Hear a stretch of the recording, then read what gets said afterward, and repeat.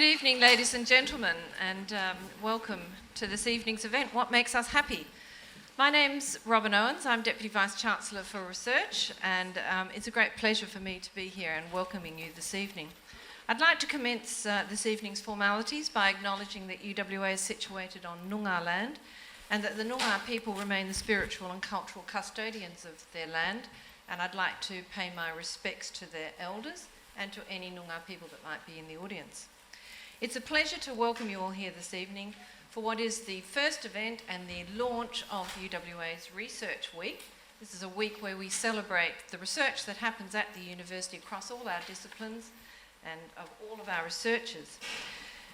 We like to acknowledge that what we do at UWA is discover new knowledge and create new methods and techniques for the community that we serve. That's our local community here, but of course the nation and the world at large. And research is incredibly important at UWA. I think the role of any university is to create knowledge, to curate knowledge, and to disseminate knowledge. And we disseminate that knowledge in our teaching as well as to the public in general. And research is important also because it stimulates the way in which we do our teaching. And of course our students stimulate us back with the questions that they ask in our research. Tonight's question that we're all being asked to consider is what makes us happy? And I can assure you that we've already had a great big debate for the last 5 minutes just up front here. And I can also assure you that you're not going to get the same answer from all of these people. And why should we be surprised? It's a genuine question that has perplexed philosophers for centuries. So we now debate whether happiness is a physiological or a psychological or perhaps even economical state, or even if it is a state at all, and to what extent we can control it through what we do, how we think, and how we live. So tonight we're joined by an interdisciplinary panel of UWA experts as they explore the elusive qualities of not just happiness, but resilience in the face of life's inevitable storms. So we'll be looking at the roles of nature and nurture in well-being, how fun, aesthetics, learning, and income influence life satisfaction, and if being unhappy is sometimes okay. I think yes, nothing like a good cry in the shower, really. Fantastic. If you're anything like me, you might have been looking at this panel for the last few minutes and you would have noticed 5 very happy researchers actually. I was just overwhelmed with the smiles on their face.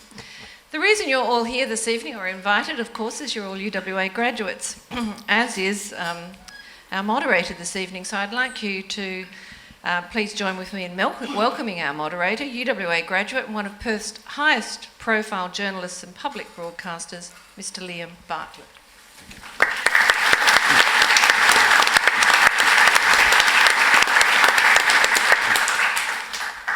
Thank you very much, Robin. That's very kind of you.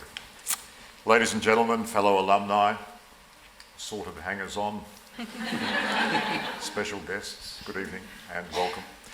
And what better way to officially launch UWA's very valuable Research Week? What better way to kick off with an analytical, thought-provoking debate on the merits, ingredients and intellectual pursuit of happiness. Before we get underway tonight, let's make one thing clear, perfectly clear. We're not talking about happiness as a single, narrowly defined concept of a mental state, are we? No. Maybe. Given our panellists the heads up tonight, they're allowed to disagree with me and each other. So it's open season on happiness tonight. We're not defining it at all. I guess, to paraphrase Forrest Gump, happiness is as happiness does. And we have our esteemed panel, ladies and gentlemen, who have studied the finer points of happiness in their various abstract incarnations in many different ways, as you'll find out. We'll come to some of them in a moment. I might say my only technical experience with this subject, apart from being an alumni and being very grateful to be invited here tonight, is a story we were doing a few years ago in Bhutan for 60 Minutes, for a story on just that. In fact, the story slug, as we say in the business, or the story title, was The Pursuit of Happiness. And at that point, of course, it was the world's newest democracy. That's why we were doing it. It had just turned from a kingdom to a democracy. They just had a vote voluntarily too. It was unbelievably impressive. And it's still the only country in the world that enshrines the concept of being happy in official government policy, which I think is an amazing concept. They call it gross national happiness, or GNP. And that's their policy. No doubt, of course, if we had it, the Senate would block it. Pauline Hanson would claim it was an Islamic conspiracy.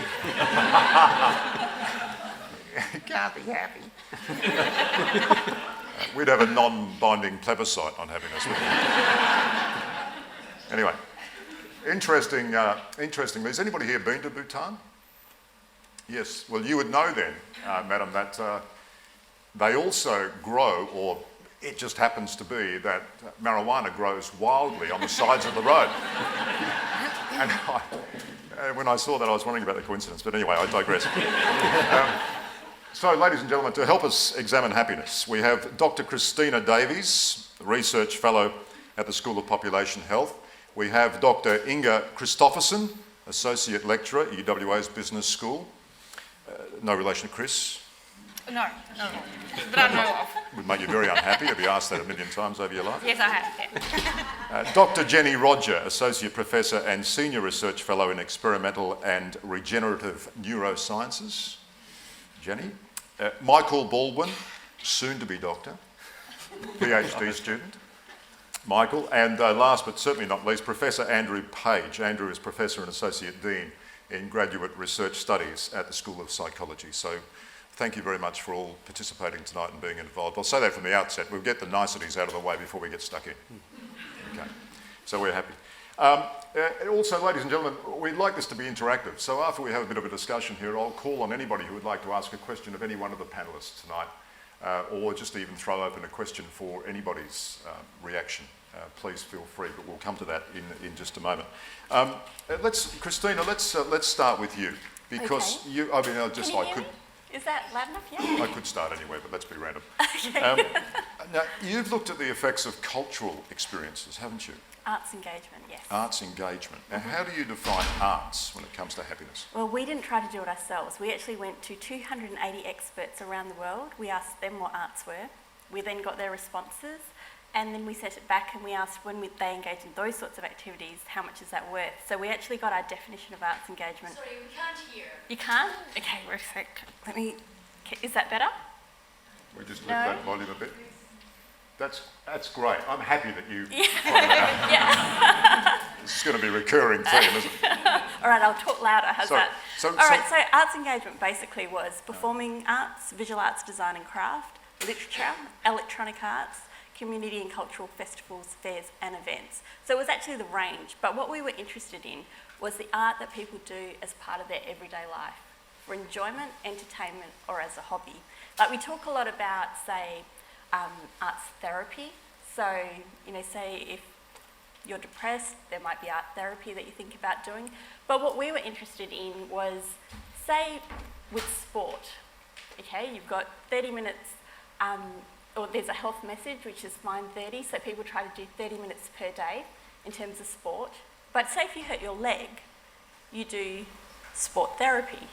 So in the same way you have art, so say when you read books, creative writing, colouring books, number 1 and 2 bestseller on Amazon at the moment. So there are all these things that we do in our everyday life that actually make us happy, that feel good, that we enjoy them. And that's what we were interested in. What are the effects of arts in our everyday life? But, and just in a sort of paraphrasing that, you found, didn't you, that if you had, say, an increase of 2 hours a week. Yes. 2 hours a week, wasn't it? Not 2 hours a day. So 2 hours a week would increase substantially that feeling, that result. So that's 15 minutes per day. So that's like listening to 3 of your favourite songs. So people who engaged in 2 hours per week, or 15 minutes per day, there was a threshold effect. And they actually had better mental well-being than those who engaged in none or lower levels of engagement.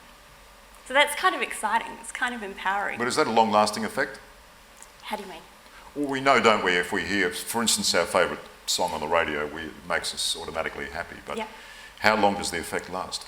Well, what we did was we did a telephone survey of 700 West Australians, and we used the Warwick Environmental Wellbeing Scale. So that actually, that scale looks at your wellbeing in the past 2 weeks.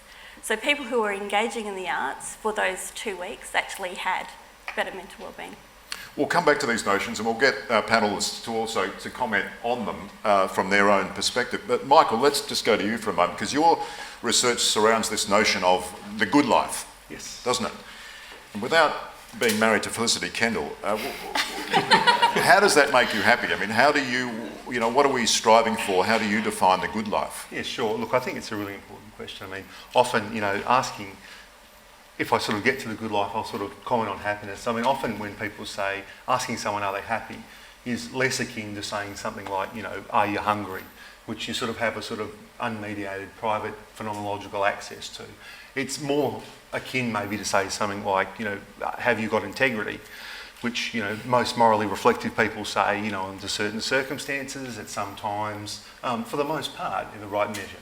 And I think often what happens is, and you sort of said earlier, and just to be controversial, I know we're meant to agree furiously, but you're talking, let's get straight to what happiness is and the causes and correlates. I think where philosophy is quite useful is often taking a step back and going, look, when people are talking about happiness, they're often talking about really different concepts, even within those concepts. So, and they may think they're agreeing, but they're actually talking about different things. So, philosophers are very fond of thought experiments, intuition pumps, and one of them that might make this accessible is what we call a crib test. So, you think of when your first child's born on that first night, and you're looking down at them, and you're going, I just wish them happiness.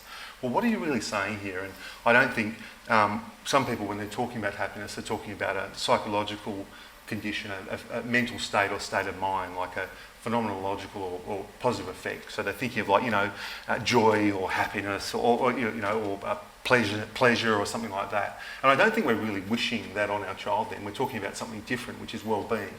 So well-being is leading a life that's good for you individually. So it's more a value notion rather than a sort of descriptive concept like happiness is. So we're often saying to lead a life that's good for you individually is, might be full of the intrinsic goods that are worthwhile. So, like achievement, say, or pleasure or relationships or something like that. But even after that, I don't think often when we're saying, looking down on this child, I just wish you happiness, even then we're not, it's part of it, but we're not just meaning well-being either. So, I think we're talking about something called the good life, which is rather a convoluted way of getting there, but is we're not thinking of someone like Ted Bundy, like the serial killer, and it's on some accounts of happiness or well-being. It may very well be that Ted Bundy was very happy in terms of his positive effect. He might have got a lot of pleasure out of what he was doing. It may have even been possible that he had high well-being. I mean, if well-being consists in leading a life that's good for you individually in your own lights. That's a very good point, isn't it? So happiness is different for everybody. Well, do we all agree on that, or do we have a standard happiness barometer? Does any of our panellists disagree with that notion? Hard to disagree. I think there is a happiness scale. I think you can get a number. You could standardise happiness. Well, there is a scale. I don't know if you can stand it, but yeah. I think happiness has to be measured, and that's one of the challenges, that if we're going to study and understand happiness, then we need to be able to measure it. And a lot of the discussion that we've been having is, what are we measuring? Spoken like a true researcher. See, that's one of the things I'm grappling with now. That's why I'm slightly unhappy, because I'm with you. Well, there's got a group of brainiacs here and an old economics, slogger from the days when there were dinosaurs in the sunken garden. So bear with me on this. But Michael, just to pick up on that. So you were talking about pleasure versus happiness, sort of the hedonistic desires that we may confuse with a happy state. I am, and I think philosophy's traditionally had some issues with pleasure as it's cashed out. So, and they typically sort of coalesce around some areas. So one is bad pleasures, one is mad pleasures, and one sort of around reality. So obviously bad pleasures would be, Hitler may have well been, or say Genghis Khan might have got a lot of pleasure out of what they're doing, but that's not a meaningful, worthwhile life. And that's one aspect. So one criticism's coalesce around sort of, bad pleasures. The next is around mad pleasures. So there's a famous thought experiment. Robert Nozick talks about an Ivy League student, a UWE graduate probably, but enormously talented in economics or some other area, but they just want to count blades of grass. Like that gives them an enormous amount of pleasure. So the greatest pleasure they get is just counting blades of grass, and they squander their life. And so, they might be happy, but is that really a meaningful, worthwhile life? And the sort of third group of criticisms that have traditionally before, that was in philosophy has been around sort of that connection with reality. So another thought experiment, a famous one, is about the experience machine. So where you could plug into this experience machine. So each of you consider that you're plugged into this machine. You can have any sort of experience you want. You could be climbing Mount Everest, dating a supermodel, however you might cash out happiness or whatever that might be. But we don't just want to feel that pleasure. We want some connection with how things really are.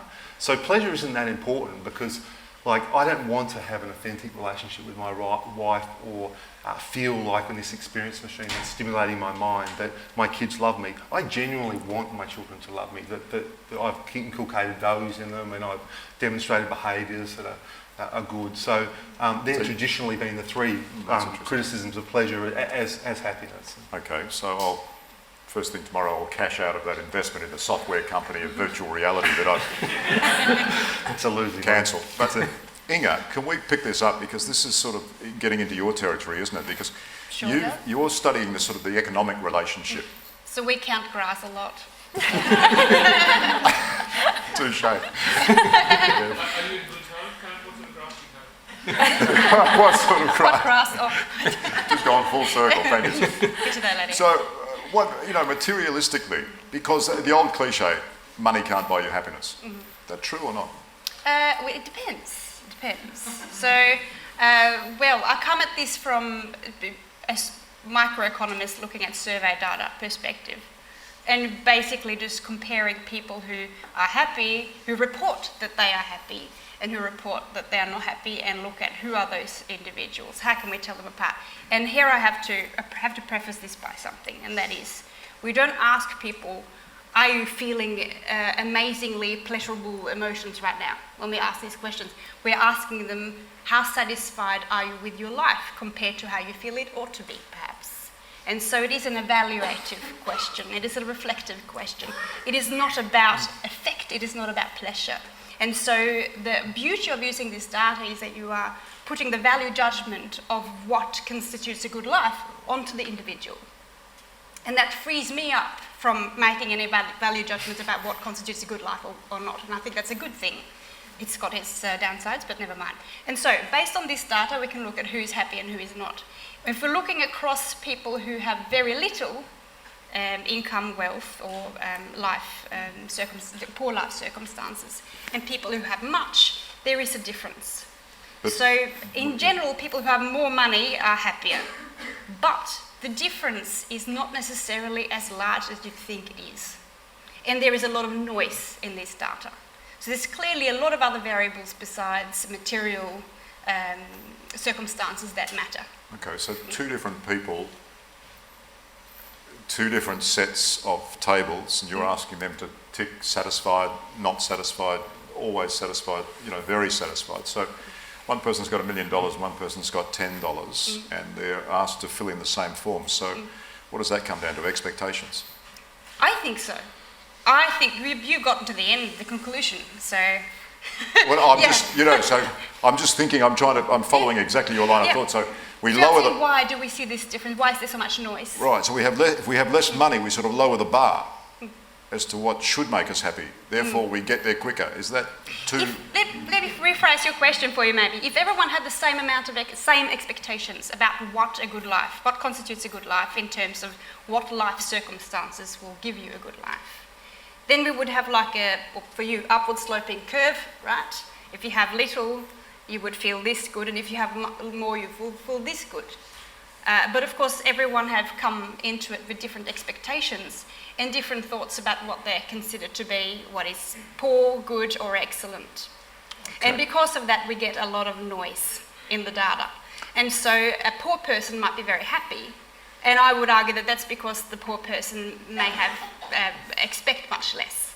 and a person who has gone through law school, have got a successful career, if you gave them the same salary as a person who empties bins in the office building, chances are they would feel very differently about those income levels. Yeah, their And happiness, maybe that is just as it should be. their happiness but would this change substantially. Okay, well, let's go on from that, because we're then talking about expectations and conditions that are delivered. And I think, Andrew, that's probably where you come in, because your specialty surrounding suicide would seem on the surface, I think, to me at least, to be sort of counterintuitive to this subject. But the study of suicidal tendencies, which is the exact opposite of happiness, what's that taught us about happiness? Yeah, I think if you think about suicide, why somebody might want to kill themselves, you might start by thinking, okay, well, that person must want to actually be dead. What we've been finding in our research is what's predicting of that is there is an element to that, but there's also another component, which is a loss in the wish to be alive, which isn't the same as wanting to not be alive. So it's that losing that zest for life, if you like, that meaning, that purpose, that why am I here? What do I want? And so we've been looking at some of the predictors of that loss of that zest for life. And two of the important predictors seem to be thwarted belongingness and perceived burdensomeness. So by thwarted belongingness, I mean that we're all social beings. We want to be in relationship with other people. And when that need for belongingness is thwarted, combined with a sense that we perceive ourselves to be a burden on others, makes us feel like, I want to leave. I don't want to play anymore. So disconnection, And total disconnection. It brings about that disconnection. And so you can think, but interestingly, if you turn those around, those are the same factors that seem to be correlated with what it means to feel happy.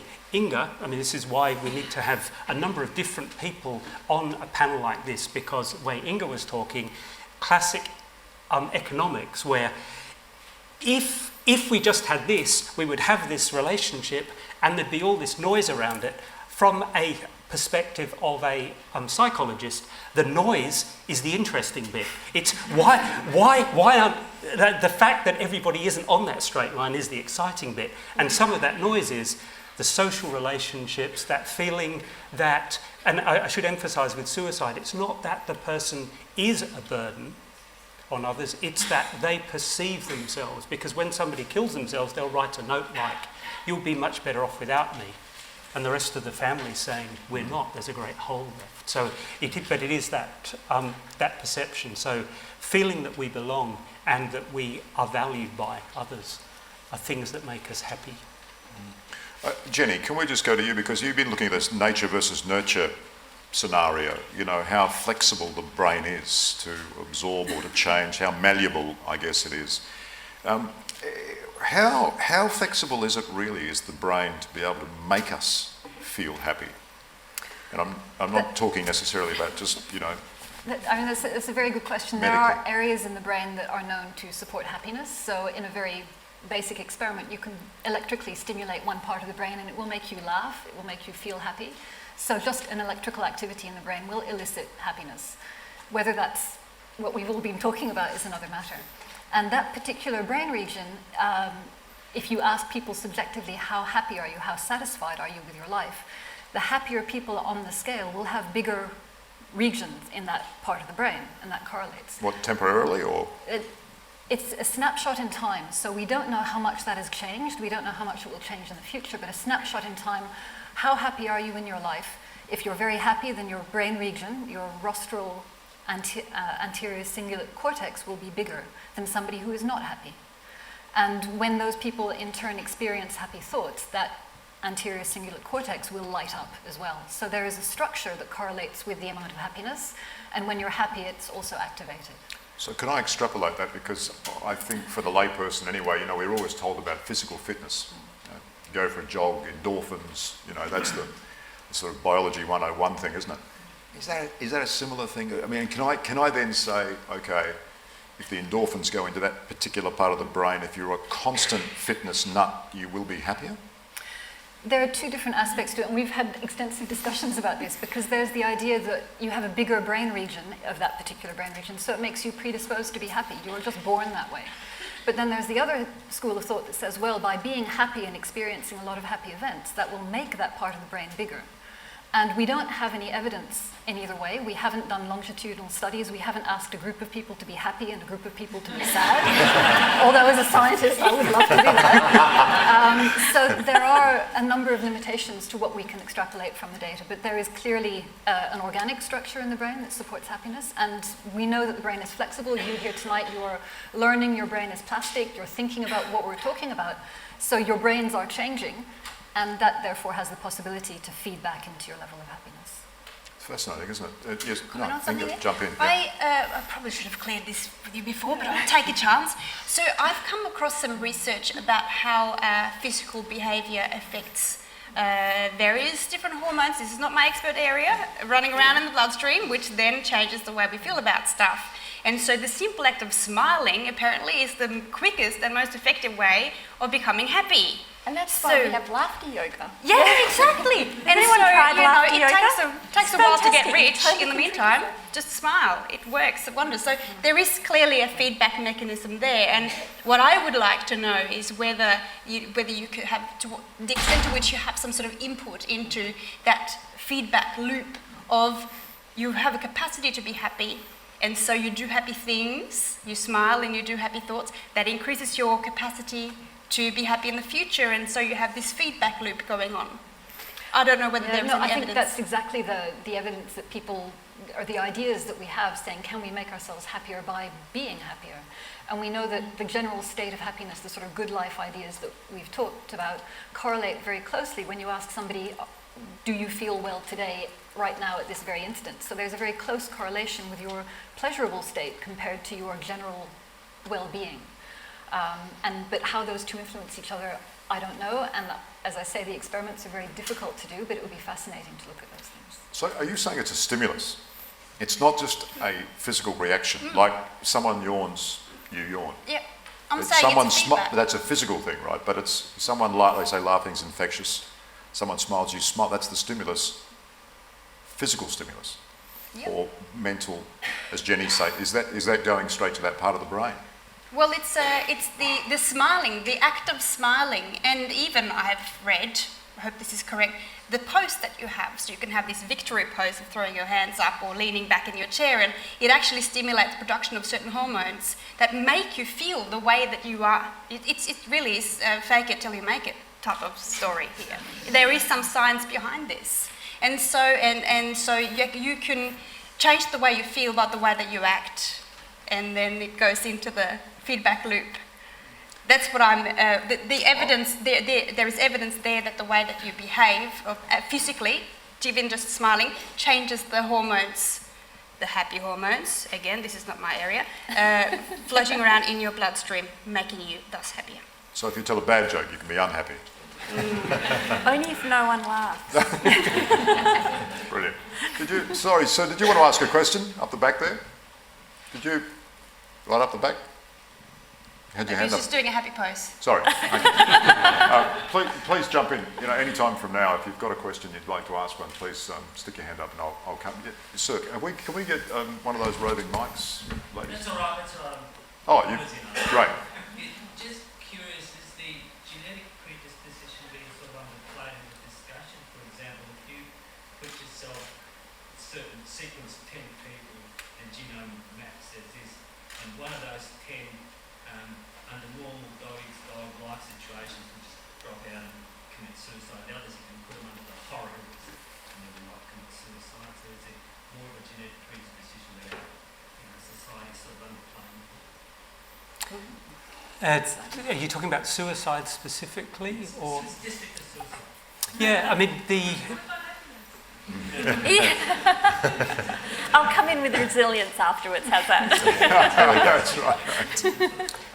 Yeah, I mean, the information on the genetics of suicide is fairly limited. I mean, as you would imagine, if you think about natural selection, it's not going to be a behaviour that is selected for. So I suspect that it's that when we look at what the genetics of suicide, there's probably some other behaviour that has been selected that we are to look at. If we turn that around the other way as to what some of the heritability of factors like happiness are, there's an interesting one, which is we know that aspects of our personalities are inherited. Some of you will be more extrovert and others will be less extroverted, so more introverted. If I asked you who was more happy, the extroverts will say they're more happy. You reflect on that a minute. I'm sure if you're an introvert, you'll probably be saying, they're just faking it, aren't they? If you're an extrovert, you're probably saying, but that's why I go to parties all the time. It's so,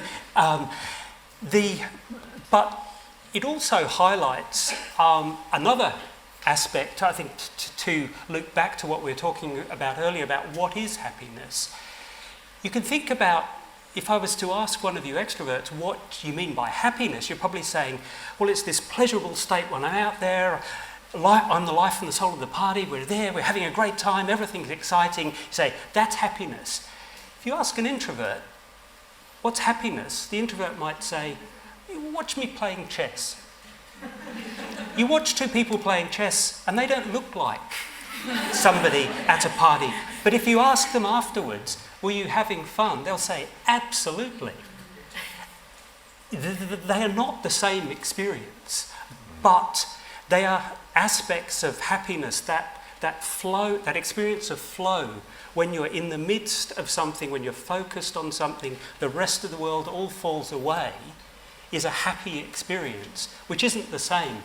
And so, That's the experiential sort of thing that Michael was talking about before. Yeah, and can I just build on something? I mean, I think that's one of the, not the issues, but where you have to be cautious about, in economics, they talk about life satisfaction surveys, because, asking the question, are you satisfied with your life, often the phenomenological aspects drop out. So I can think of people that are by nature quite dour, or just don't have, if you're cashing out that positive effect in terms of, like, say, pleasure or joy or something like that, that nevertheless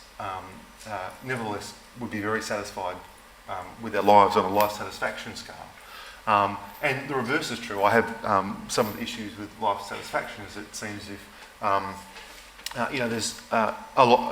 there's a few issues with that. Firstly, with life satisfaction and a lot of the research around that, I believe that I think they can tell you important things, but you need to be cautious, because the first part is that making a global evaluation of your life in terms of how satisfied you are. Something Daniel Hadron says is, evaluating your life isn't like a gymnastics routine. Like, if you want to try and distill it down into a single number, it's going to be partially arbitrary. And a lot of it's contextual. So there's a lot of research around life satisfaction surveys where, if it's a sunny day opposed to a rainy day, if you're primed by accidentally, researchers have like, put some money there that you find on the street before you ask and that sort of thing.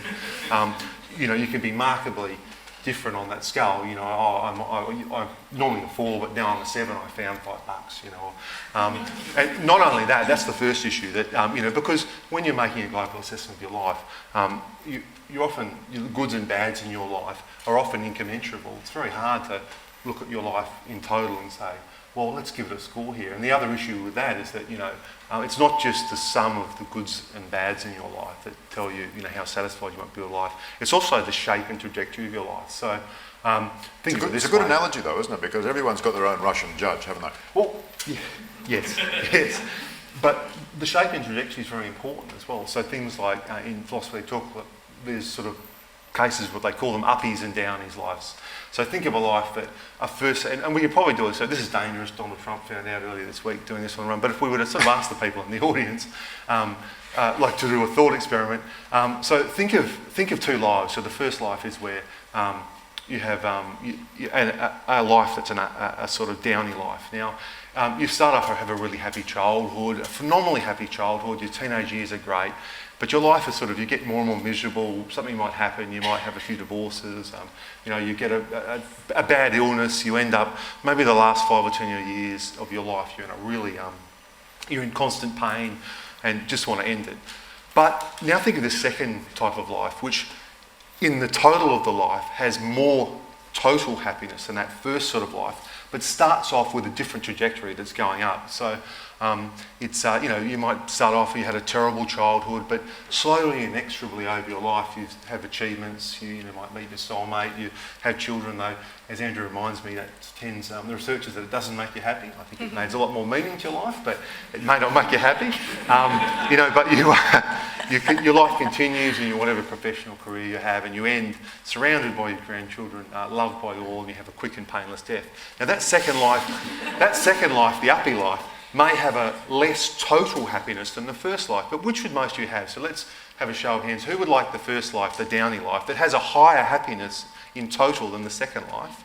Who here, hands up, would like that first sort of life, downy life? Tell us again, what was the total happiness for the first life? Sure, well, phenomenally happy in the early years and maybe the middle years, but say like the last 10 years were in sort of, you're in enormous excruciating pain. It was, okay, well, hands up here would like the second life that starts off, you have less total happiness than the first life, but it has a shape and trajectory and that's generally what it is. So I think these and things that life is for sale at the door. Yes, that's right. All right, so thanks for coming. Good night. Anyway, so my point is well done. we need to be cautious. Yeah. No, that's very interesting. What about transferred happiness? Christina, coming back to you. So we started this with the knowledge that if you do 2 hours a week, what about if you don't do it? If you don't physically do it, you're a philanthropist, or you're just altruistic, or you're just too lazy, and you think, blow it, I'll get the gardener to do it, and I'll pay somebody. Because I'm just going to be really happy if I just sit in the chair and watch someone else paint that paint.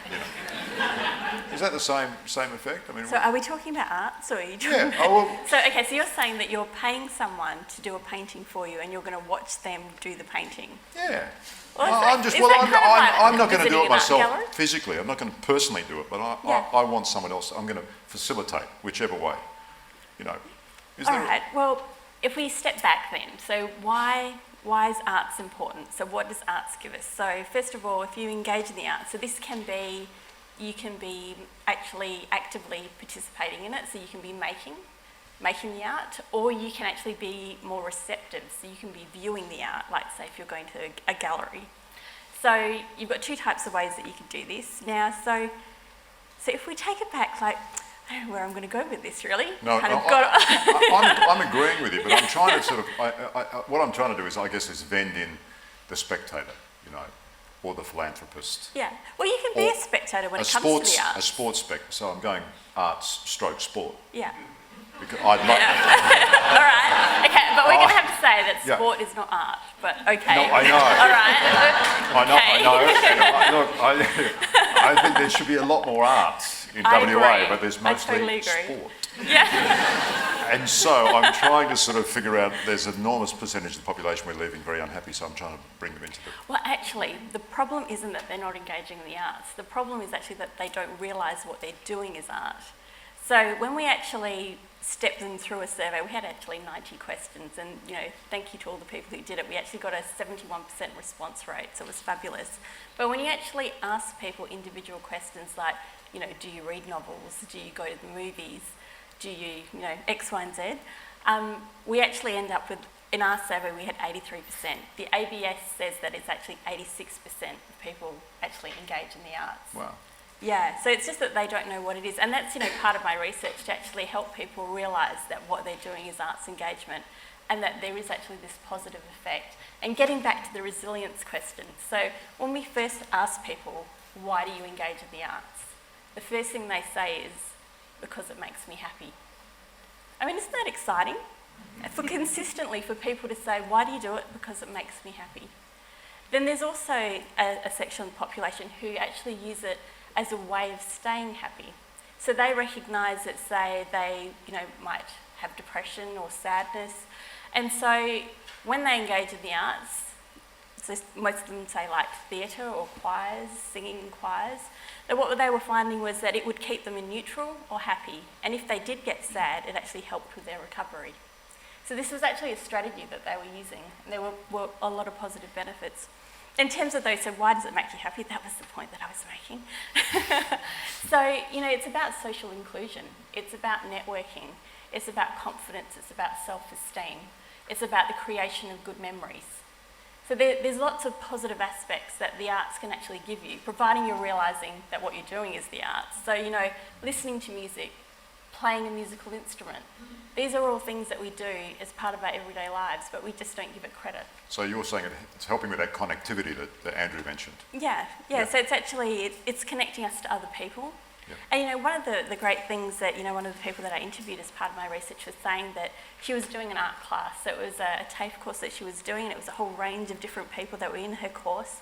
And there were people that say she might not have spoken to every day if it hadn't have been for this course. So she was just meeting such a range of people, and also the age group, so young, older.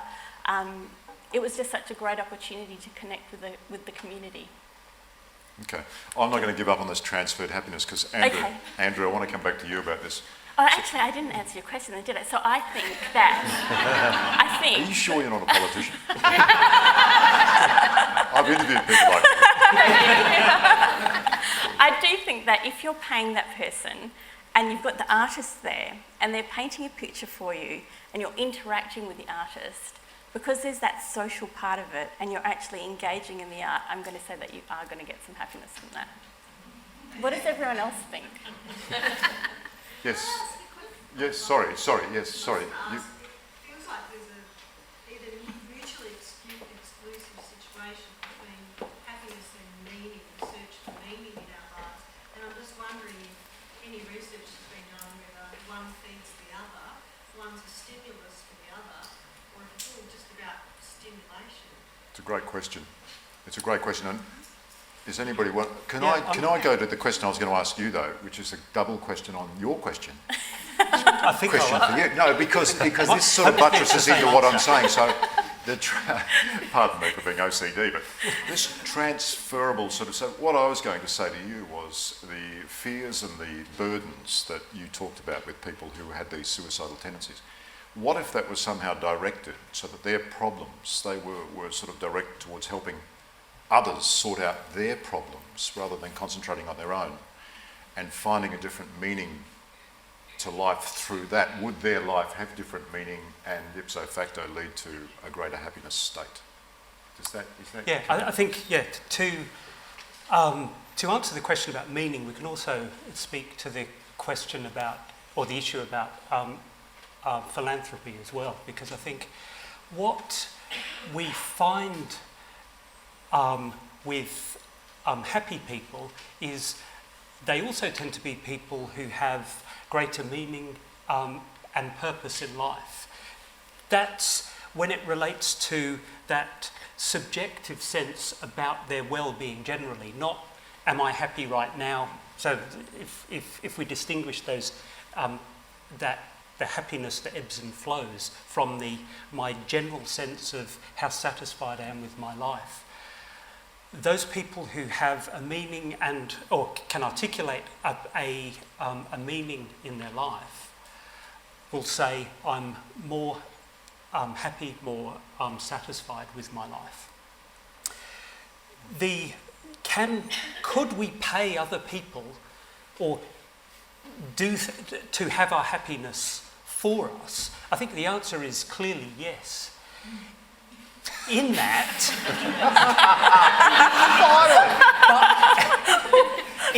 it's not like having your sort of personal trainer where you can say, please do the exercise for me, and you just look really good. No, but it's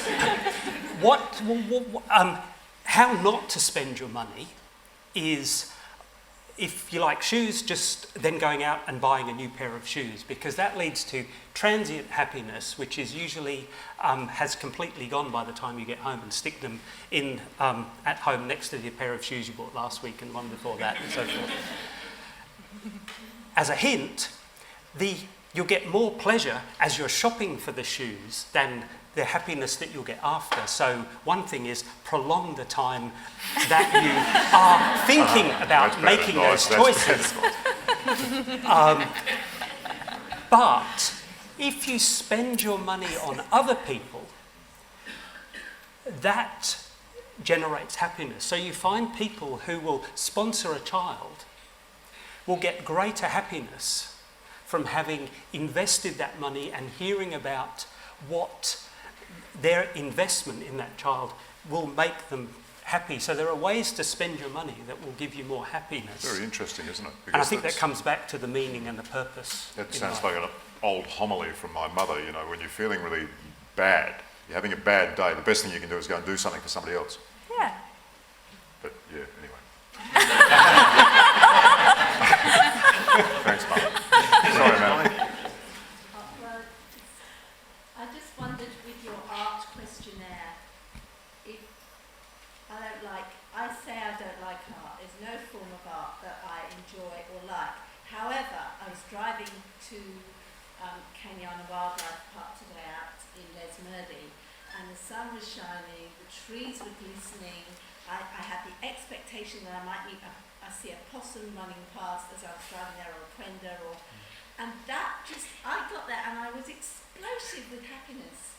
To me, that's a form of art, and I'd even say sport is actually a form of art. Not according to the experts. And I mean, I don't particularly enjoy football, but I used to work at the Oval as an usher, and I sort of didn't. So did you have questions like that in your questionnaire when you were asking about people's enjoyment of art? Sure. To be able to actually ask people, do they engage in the arts, we had to split it. So we had to split it into the different ways you can engage in the arts, so participation, attendance, and so on, but then also the different types of art. And most people will listen to music. So while you were driving, did you have the radio on? Oh no. No, all right. Okay, so this is going to be a toughie, all right. Do you read novels? Yes. That's literature, that's the arts. So see what I mean? It's about realising that when I'm saying 2 hours per week of arts engagement could be good for your mental well-being, so 15 minutes per day, do you read for 15 minutes per day? More, there you go. But you know, it's about realising first of all, what is arts engagement, realising what it is that you like, because different people like different things. So say I'm a visual artist, I like painting. So if I was to make you paint for 15 minutes a day, you'd probably hate that. That would make you very unhappy. But, you know, and for me, I'm not really a reader. It doesn't hold my attention. So, you know, different people like different things. So it's about choosing or finding out what you like and then doing that. And also different people, so say, you know, you might like books, but you might also like going to a gallery, which is, say, visual art. So we also have a preference, but then we also engage in different ways. Okay. So, yeah. That's great. Let's go to, sorry, madam, yes. Talking about visual arts, now I'm not very visual, but getting into what the other lady was saying, there's also a thing of beauty, seeing beauty. Now, that's Absolutely. seeing beauty in the sunset or seeing beauty as it goes along in nature, which is not art, but it gives a feeling of happiness from appreciation of visual beauty. Yes, I'd agree. It's all about those experiential moments, isn't it? Yeah. Yeah, well, I mean, so this is a bit controversial, but I'd say that arts is an instrumental good in the sense that it's, and going to your point, that there's instrumental goods that are good because they lead to an intrinsic good. And one of the goods you're talking about is the ultimate goods, maybe like aesthetic values or aesthetic goods. So art is an intrinsic good which informs that, is an instrumental good which informs that intrinsic good, which is aesthetic pleasure, which tends to be something innate to humanity. But let's just put a rider on that. Sorry, but I just have to say this because it can't just be any old art, can it? It can't just be art, full stop, period. It has to because be the art that you like. Yeah, exactly. Yeah. So it's got to be genuine happiness. We're talking genuine happiness tonight.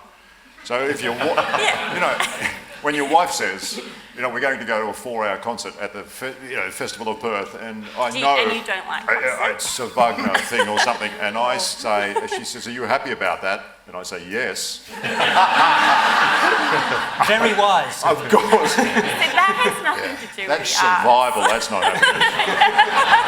That has to do with marriage. Thank you. Sorry, Mike. No.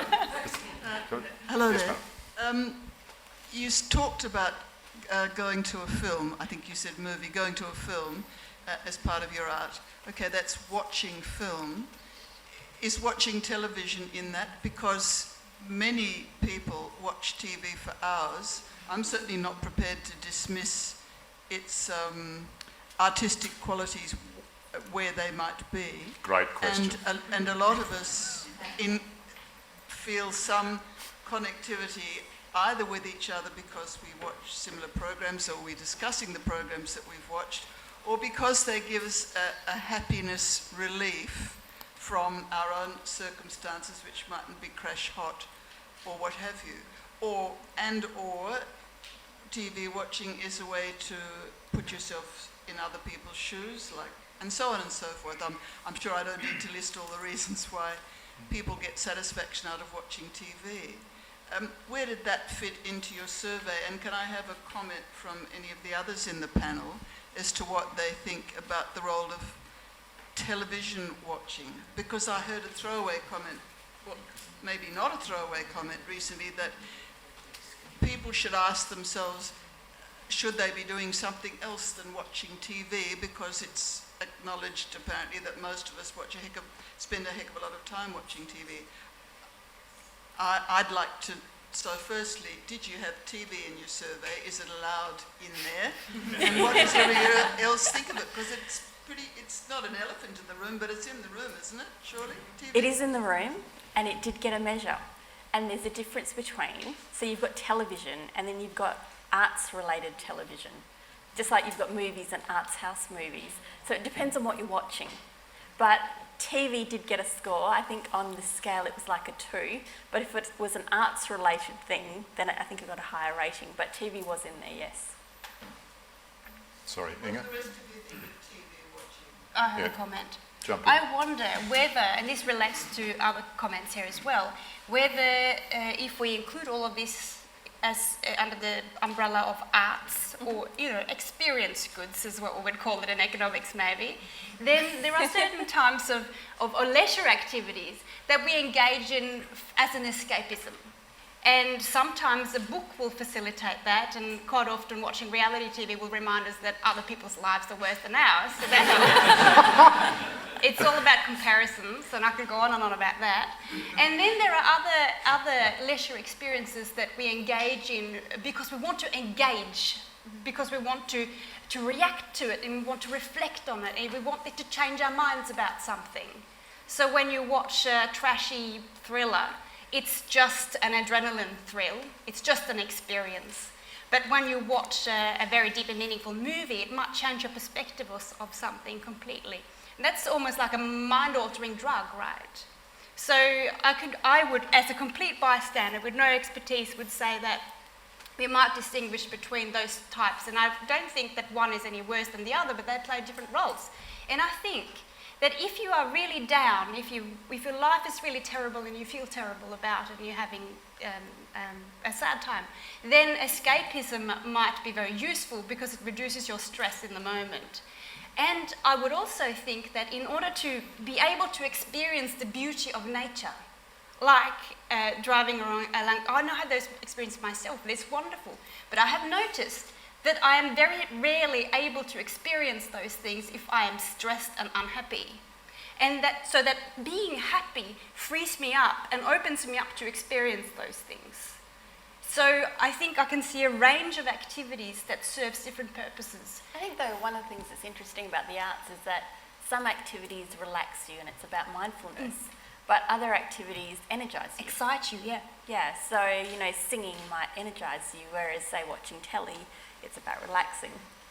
And I think, though, when it comes to the TV watching, it's the amount that we're doing while sitting.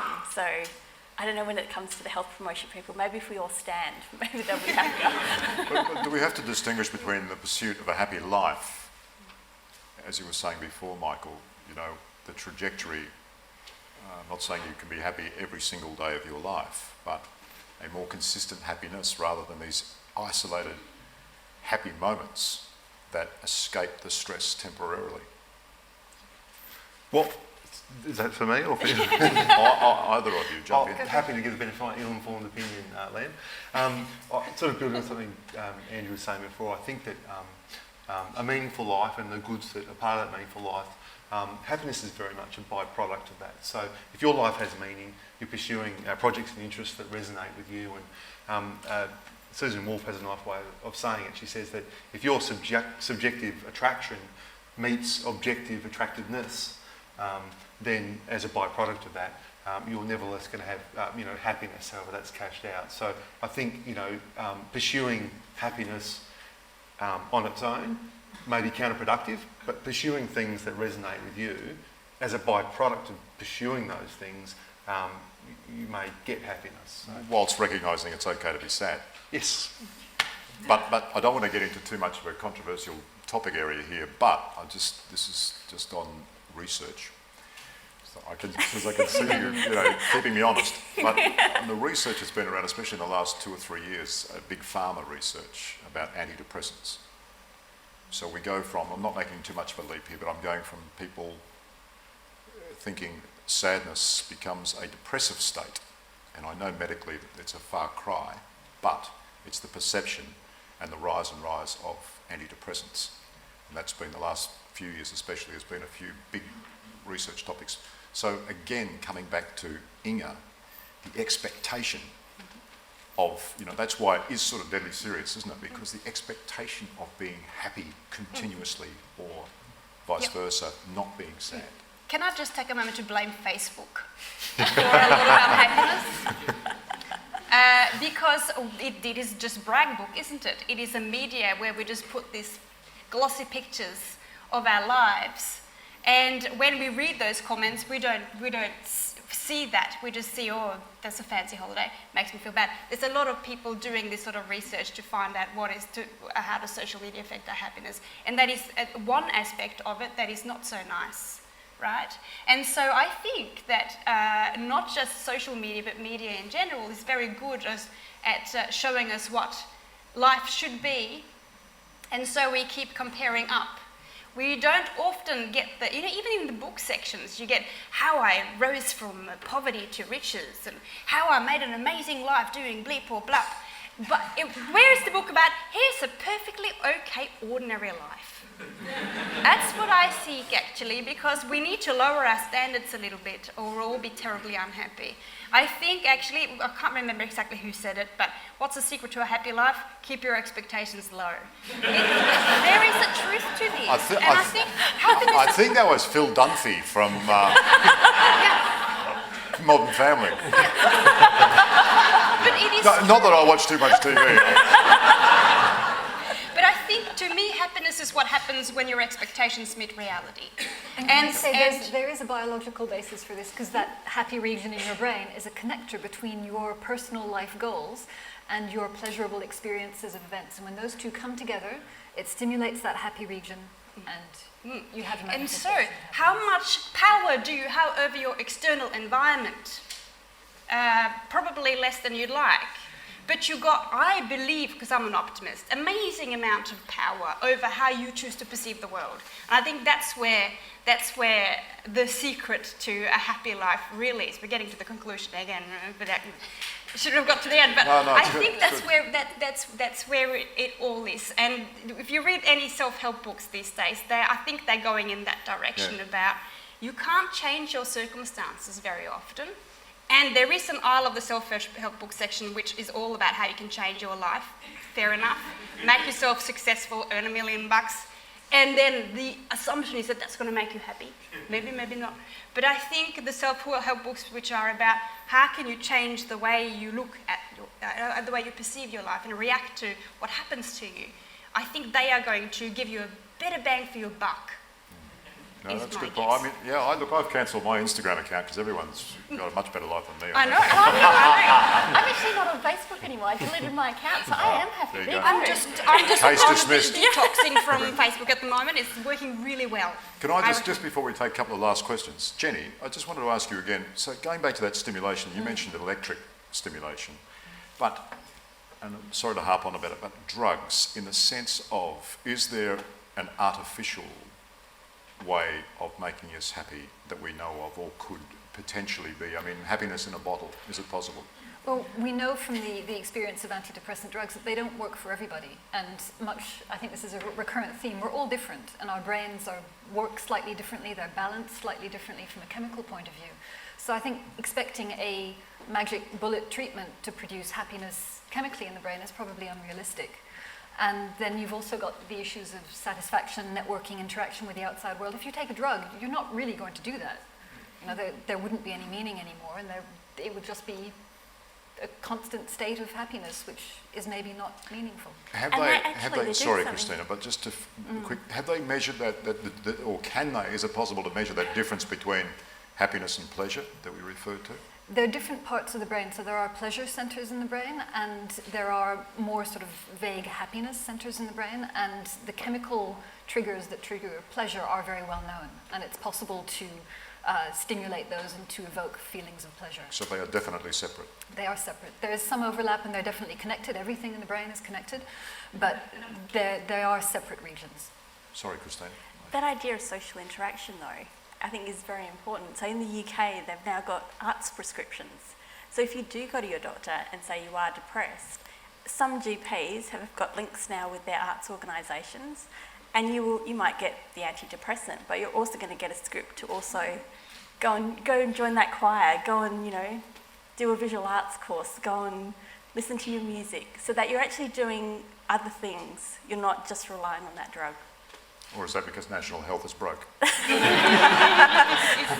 sir. That concept you mentioned about drugs making happy, that goes back to the 60s. You look at the lyrics of Mick Jagger's Mother's Little Help about Valium. Since then, and what you said, as the doctor was a neurophysiologist and was right away from drug business. Very limited, there's limited cases. No, I understood that, but I always took that to be more of a sedative than a stimulant. Well, this is You know. a misconception. Yeah. But drugs, we move away from that. We sort of other ways of making it much less. Sir, just here. Thank you. I'm part Puerto Rican, and I suspect that a lot of what has to do with my happiness, because I'm a very happy person, has to do with my Puerto Rican heritage, and maybe some of that has to do with the traditions of salsa dancing and samba dancing that I do when I get into the subculture here in Perth. But I'm curious what the panel would think of all these rankings and ratings of the different countries. Whereas, some of the Latin American countries always seem to be at the top of those rankings. It's a great question. I'd be happy to jump in there, and I think that's one of the issues with life satisfaction surveys and saying, look, how satisfied you are with your life, or how happy you are, a lot of it between countries. So it may very well be, you take a country like, let's look at America, because so let's look at the mythology around the meritocracy. So if you have an initiative, an enterprise, you can get ahead. It's a positive can-do place. It may very well be that someone to not affirm your life by saying you're satisfied would be really deeply distressing to someone. So what are they culturally? I think it's opened a really good point. So someone in America might go, to not affirm my life, given that I can do anything, and give it a 7. And you may get someone in, and this is a gross caricature, but let's say it's a southern Mediterranean country where the culture and ethos may be more like, don't get me started. You want to know what's wrong with this place? I'm going to tell you. And they might give themselves a 4, but in reality, they may very well be just as happy or just as satisfied. And so I think you've brought a really great question out, those cultural aspects, and thank you for that. Or maybe it's the arts. Maybe it's all that dancing. Because that dancing's gone mental. I better jump in or I might miss out. Sorry. Wait. That idea of flow that was mentioned earlier, and moments of flow, sort of where time can bend, a few minutes can seem like an hour, or an hour can seem like 5 minutes. Reading a book or hiking through nature, or whatever it may be. I'm interested in what the impacts of, and going back to pleasure and Facebook, the impacts of modern technology where you're instantly accessible and all these pleasurable disruptions to flow, where there's almost this Pavlov effect where you're anticipating the disruption so you can experience that pleasure. What the impact of that might be on these meaningful moments of flow and happiness. I think if I can just make a comment, I think that's an excellent question, and it's something that a lot of neuroscientists have discussed with a lot of, I wouldn't say excitement, but perhaps trepidation and fear. We don't know what our brains are going to look like in 20 years. Us as adults, our brains will change because of that, and children will change even more because of that, and what their perception and experience and expectations of happiness, we don't know what they'll be. And people say, oh, it's going to be terrible, it's going to be the end of the world, but it may not be. It may be something better, we don't know. But that change is happening right now, and in terms of evolution of happiness, I think it's a really exciting topic. So. That's a really hot question. You should probably do a PhD. Yep. That's really good. Yeah. I was just going to say. That would get published in top journals. Yeah. Why not? I mean, everyone's got one. And is it making us happy though? Sorry, yes, up the back. Thank you. I'm interested what all the panel might think about the point in where accumulative happiness from incidents, so let's say the law of diminishing marginal utility throws in there for an economics phrase, as to what point accumulative, where does happiness stop? Where does it stop being happy? It's good. That's another good. That's a great question. I mean, it's the Maslow hierarchy sort of stuff, isn't it? Mm-hmm. Wants and needs. Where do we stop? Well, I can talk about the marginal utility of stuff. So. But the diminishing, where... A lot about that. When you're talking about summing behaviour, so for those of you who've done some economics, and lucky you, you may know that one of the assumptions we make is that we humans are wandering around with these calculators on our heads, and we tally up the happiness that we have every given moment, which we get from consumption, and then at the end of our life we've got a bank. And that's how happy we are. And our task in life is to maximise that lifetime utility. That's pretty much what we go on. And we are getting better at this. So the answer, how well does that match with real life? And you would all tell me that's ridiculous. But then come up with it, and then we will answer, well, then give us the evidence. And the evidence is that if you study people's experiences of different occasions, it might be a pleasurable thing or it might be an unpleasurable thing. Is that a word? I don't know. Something that hurts. And so what they find, and this is Daniel Kahneman, I think, and his colleague, and he won a Nobel Prize for this, so it's not rubbish research. He found, and it's a very, very big impact, he found that it's not actually, would you believe, a summed momentary utility integral calculus thing that we do in our heads.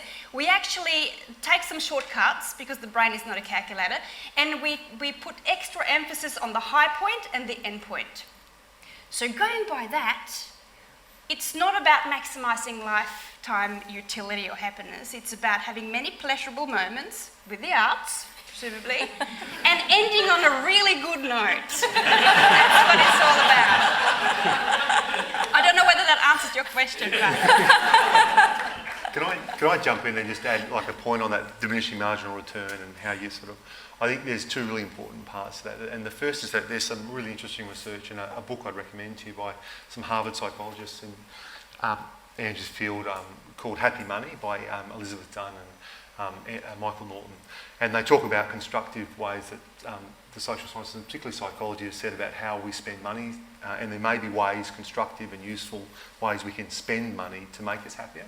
And on that point, one of his points is that, look, if you can create an artificial scarcity rather than having something as a necessity, you can, in a sense, re-virginise purchases. So I'll give you an example so, like, I love coffee. This is the coffee they use, and I love bought store coffee. I have that every day. After all, I just have it as a necessity, and the joy I get from that, it diminishes. And now I just do it as like a habit. But if you were to create an artificial scarcity in your life by, okay, I'm just going to have store-bought coffee once a week, you can really regain that joy in that. So I think that's the first point in terms of some practical wisdom for today. And the second part, I think you've opened a question, which probably not one for today, but the environment and the culture and the political system we work in very much structure that. So there's a lovely anecdote from Lawrence van der Post, the African explorer, and he's lost in the Sahel, and they've got no water, and they're just about to die. And this indigenous tribe saves them and takes them to this watering hole. And to try and show their gratitude, Lawrence van der Post is trying to give these people, these hunter-gatherers, like his coat. And he can't understand why they don't want this coat. And eventually it dawns on him. The way their society works is, I don't want 100 coats because I've got to carry them 10 k's every day. I don't want 50 Ferraris. I don't want, because the way your society works and very much informs that. And I think that's maybe one thing we haven't talked about today, how much happiness isn't pursued in isolation. We're inherently social animals, and the culture we live in and the country very much informs that. Great, good point. A couple more questions, ladies and gentlemen, before we go. Yes, sir, right in the middle there. Yeah, I was just wondering, happy people are those people who generally set themselves small challenges all through their life, every day or often anyway, and they're always setting themselves these challenges and maybe achieving 80% or a fairly high percentage because they wouldn't want to set it too high. And the happiness comes from achieving those things. But that can quickly turn sour, can't it? Well, yeah, I was thinking, what did I say before? Keep your expectations low. Just sit back and expect nothing. No, I think you're absolutely right. But I think, though, that my perspective is that the pleasure or the meaningfulness, or whatever you want to call it, that we get from those activities is in the setting the goal and getting there. And quite often you'll find, and people who have done a PhD may have felt this, that once they have accomplished something big, or you're climbing Kilimanjaro, and you're standing up there and you're going, what's next? What am I going to do now?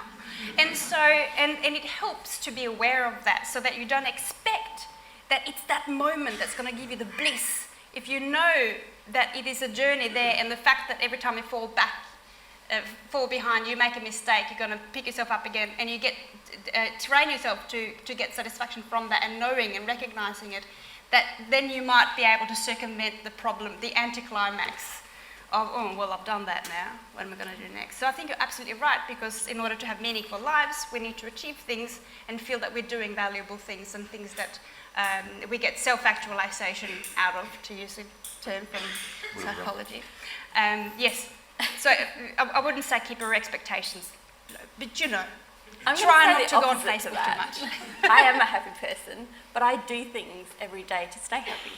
So say, on my way to work, I sing in the car. That makes me happy. When I get to work, I'm happy. I don't mind if people are, driving in front of me, because, I'm singing. It's fine. And I also should say I don't sing well, which is why I'm singing in the car by myself. I also, so painting, I know that, I enjoy those sorts of things. And it's also, for me, and my research, I'm following my dream. I think I'm doing something that's meaningful. So I think when you are doing something that's meaningful, and even when it comes to my PhD, I loved my PhD all the way through, even when I was running up, because, and that's unusual. But I think it's about doing, what you were meant to be doing. I think it's about being authentic to yourself. But you sound like you're one of those sickeningly happy people. But you know what? Are you slightly happy people like that? Unhappy. But when we're living in a time where 1 in 5 Australians will experience mental illness this year, when burden of disease in terms of mental health, the only thing above that is cardiovascular disease and cancer, I think we need to start making an effort to think, okay, my mental health is important. Today I'm going to do something to actually stay happy. That's a good point. It's the biggest non-fatal disease, isn't it, now in Australia? Yeah, biggest non-fatal burden of disease. Thank you, Christine. And we're almost out of time, ladies and gentlemen. Just one more question over here, please. Sarah, if you've got the mic, and up to the gentleman with his hand up there. That's a great point, though, about lowering the bar. I'm going to keep doing that. I'm going to try it. I reckon it'll work for me, because I go to work anyway trying to do nothing. And the boss says, wow, you've done something, I'm happy, you know. At least one of us is happy. Yes, I'm kind of interested in whether you think happiness is a comparative thing. So, I believe I'm a happy guy and I have a terrific life, but it would be easy for me to think that if I play, 3 or 4 AC/DC tracks every day and maybe look at my bank account and find $2 million in there, I'm going to be a happy guy. But do I need to occasionally experience sadness to know how happy I am? Yeah, that's great. Great We point. differ on this. We've had this debate constantly. So it's the recalibration. Do you need to recalibrate? I don't agree with any of you. Oh, that's right. Oh, it's definitely time to wrap up. It's going pear-shaped. No, but would everyone like to put in on that? I can speak to that. I mean, I think we've been talking about what makes us happy, but it's, while we might want to engage in life in activities that generate happiness, none of us probably want to be happy all of the time. If we lose somebody who we love dearly, we want to be sad. We would feel cheated if we were happy at that time. And if somebody from Big Pharma came and said, there's this pill that can take this away from you, you'd probably say, no, I want to have that experience. That is that genuine experience. There are some experiences that are suffering, a sadness, that are part of life that we would say, to not live a genuine life, we would lose something to not have those. So I think there, in the context of the pursuit of happiness, there's also an understanding of the place of sadness, the place of what we can learn during suffering, that will also change how we view events that are happy. And it also relates to the point as well that happiness probably isn't just coming from something. Like we were talking earlier, if we just assume for a moment that your level of happiness was a function of how much money you had. So let's say you have $1 million and the person sitting next to you also has $1 million. Then that would mean we should all be equally happy. But let's say yesterday you had $500,000 and due to the vagaries of the share market you now have $1 million. But the person sitting next to you yesterday had $1.5 million and now they've got $1 million. You can see that you won't have the same level of that happiness won't be the same. There's something more sweet, it seems, in terms of happiness, having when you've gone up than when you drop down. And so it's that change that is going to change our experiences. It's not just a product of where you are now, it's also taking into account where you've been. So there is that journey in life. And what the work that Kahneman has talked about, unfortunately, is that events that make us happy will increase happiness by this much, but those that make us unhappy will proportionally make us more unhappy than the same amount that increases our happiness. So there is this inclination to more pull you down than to pull you up. And so that will be the experience of life. So I think it's not unreasonable that we want to seek happiness, but there will be times when we will be absolutely perfectly happy to be sad, and other times when you need to put an AC/DC track on. Highly recommend. That's great. It's really well put. And I was just going to say, I agree with every single word you've said, except I still don't believe the person who says winning the lotto will not make you happy. It does, but only for about 6 months or so. On a jackpot, Sorry. come on. And one thing you should not do if you win a lot of money on the lottery is move. That's what lots of people do. Yeah. They move away to the big fancy house they want to, suddenly find they've lost all of their friends. So you'll find that winning lots of money, people who will stay engaged and spend the money on their friends, on their family, find meaning in that, will be happier than those who... So, yes, if you win it, spend it wisely. Thank you. And we'll have to leave it there. Ladies and gentlemen, you've been a great audience. Thank you very much for your patience.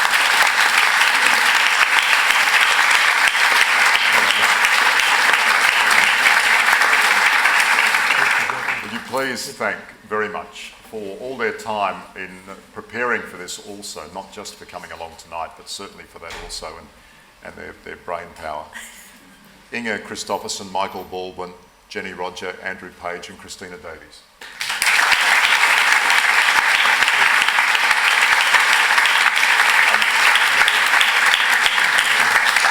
And I don't know, I was thinking about doing some sort of very clever summing up, you know, and saying, well, the conclusion is, as you normally are used to in a university lecture hall, but it's impossible because there's been so many different opinions. So I'd like to introduce the Associate Director for Alumni and Community Relations, Brenda Tournier, just with closing remarks, please. Thanks very much. Brenda.